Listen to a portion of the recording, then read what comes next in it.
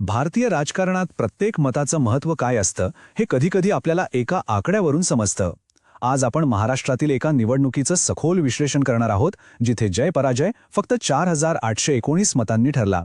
हा केवळ एक आकडा नाही, तर यामागे असलेली गोष्ट आपल्याला खूप काही सांगून जाईल. चला महाराष्ट्राच्या नकाशावरून थेट विदर्भात जाऊया. बुलढाणा जिल्ह्यात आपलं लक्ष आहे विधानसभा मतदारसंघ क्रमांक 25 मेहकरवर. हेच ते ठिकाण आहे जिथे ही अटीतटीची लढत झाली. 4819 हा आकडा लक्षात ठेवा. हा फक्त एक नंबर नाहीये, हा तो छोटासा फरक आहे ज्याने एका संपूर्ण मतदारसंघाचं राजकीय भविष्य ठरवलं. विचार करा, अवघ्या काही हजार लोकांनी जरी वेगळा निर्णय घेतला असता तर आज निकाल पूर्णपणे वेगळा असता. प्रत्येक मत किती महत्त्वाचं आहे हेच हा आकडा आपल्याला पुन्हा एकदा सांगतो. बरं, तर या निकालाचा अर्थ लावण्यासाठी आपण 6 टप्प्यातून जाणार आहोत.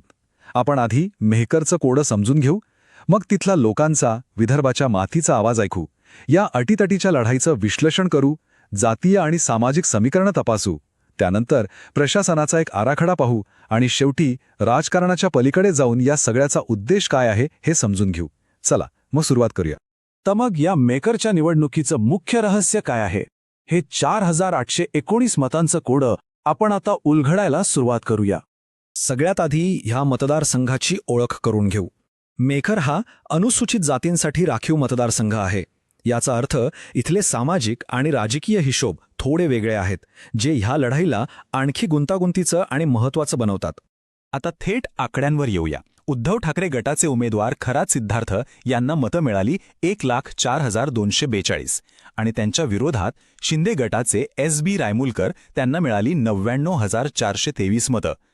म्हणजे विजयाचं अंतर किती? तोच आकडा, फक्त 4,819 मतांचं. टक्केवारीमध्ये पाहिलं तर फक्त 2.25%. यावरूनच आपल्याला या लढाईची तीव्रता लक्षात येते. ठीक आहे, आता हे आकडे क्षणभर बाजूला ठेवूया आणि ज्या लोकांनी ही मतं दिली आहेत त्यांच्याकडे जाऊया. त्यांच्या मनात नेमकं काय सुरू होतं? तिथले जमिनीवरचे खरे मुद्दे कोणते होते? हे शब्द ऐका, कसला विकास, हे फक्त एका शेतकऱ्याचे शब्द नाहीत. ही विदर्भाच्या मातीतली भावना आहे. या एकाच वाक्यात लोकांची निराशा आणि त्यांच्या अपेक्षा दोन्ही गोष्टी दडलेल्या आहेत. आणि शेवटी हेच मुद्दे मतपेटीतून निकाल ठरवतात. इथल्या मतदारांसाठी सगळ्यात महत्त्वाचे मुद्दे कोणते होते? या तक्त्यात ते स्पष्ट दिसतंय. पाणी, शेतीला मिळणारा भाव आणि सामाजिक हक्क. लोकांची चिंता याच मुद्द्यांभोवती फिरत होती. लक्षात घ्या, सन्मानाने जगण्याचा हक्क हा आपल्या संविधानाने दिलेला मूलभूत अधिकार आहे. आणि जेव्हा या गरजा पूर्ण होत नाहीत तेव्हा मतदार आपला आवाज व्यक्त करतात. कारण शेवटी लोकशाहीत लोकांचा आवाजच अंतिम असतो. बरोबर, हाच तर खरा प्रश्न आहे. लोकांच्या मनातल्या ह्या भावना आणि मतपेटीतला निकाल यांचा संबंध नेमका कसा लागला? चला तेच पाहूया. या भागात आपण मतदानाच्या ट्रेंड्सचं विश्लेषण करणार आहोत. आपण त्या कारणांच्या मुळाशी जाऊ ज्यामुळे ही निवडणूक इतकी चुरशीची झाली. आता हा आलेख बघा, हा खूप काही सांगून जातो. 2019 मध्ये, म्हणजे फक्त 5 वर्षांपूर्वी, एकत्र असलेल्या शिवसेनेला इथे तब्बल 64% मतं मिळाली होती. म्हणजे काय? तर एकतर्फी विजय होता. पण 2024 मध्ये चित्र पूर्णपणे पालटलं. सेना विरुद्ध सेना या लढतीत मतं विभागली गेली आणि याच मतविभाजनाने ही लढत इतकी जवळ आणली. आणि इथे आणखी एक महत्त्वाचा मुद्दा दिसतोय, मतदानाची घटती टक्केवारी. 2004 साली जे मतदान 71% होतं ते आता 60% आसपास येऊन थांबलंय. याचा थेट अर्थ असा होतो की लोकांमध्ये कुठेतरी उदासीनता आहे. आणि अशावेळी जो मतदार घराबाहेर पडून मतदान करतो त्या प्रत्येक मताची किंमत अनेक पटींनी वाढते. आता आकड्यांच्या पलीकडे जाऊन त्या सामाजिक समीकरणांचा अभ्यास करूया ज्यांच्या आधारावर राजकीय पक्ष आपली रणनीती ठरवतात. भारतीय राजकारणाचा हा एक खूप महत्त्वाचा भाग आहे. या निवडणुकीत सोप्या भाषेत सांगायचं तर 2 वेगवेगळ्या सामाजिक आघाड्यांची टक्कर होती. एका बाजूला भाजपने माधव म्हणजेच माळी, धनगर, वंजारी या OBC समाजाला एकत्र आणून आपली व्होट बँक मजबूत करण्याचा प्रयत्न केला. तर दुसऱ्या बाजूला महाविकास आघाडीने DMK म्हणजे दलित, मुस्लिम, कुणबी यांना एकत्र आणून सामाजिक न्यायाच्या मुद्द्यावर आघाडी बांधली. ही फक्त मतदारांची जुळवाजुळव नाही, तर 2 भिन्न राजकीय विचारांची लढाई होती. पण फक्त सामाजिक समीकरणं पुरेशी नसतात. ती प्रत्यक्षात आणण्यासाठी जमिनीवर एक मजबूत संघटना लागते. इथे भाजप आणि शिंदे गटाची बूथ स्तरावरची रचना आणि संसाधने अधिक शिस्तबद्ध दिसतात, तर दुसरीकडे महाविकास आघाडीची संघटनात्मक बांधणी काहीशी विखुरलेली दिसते.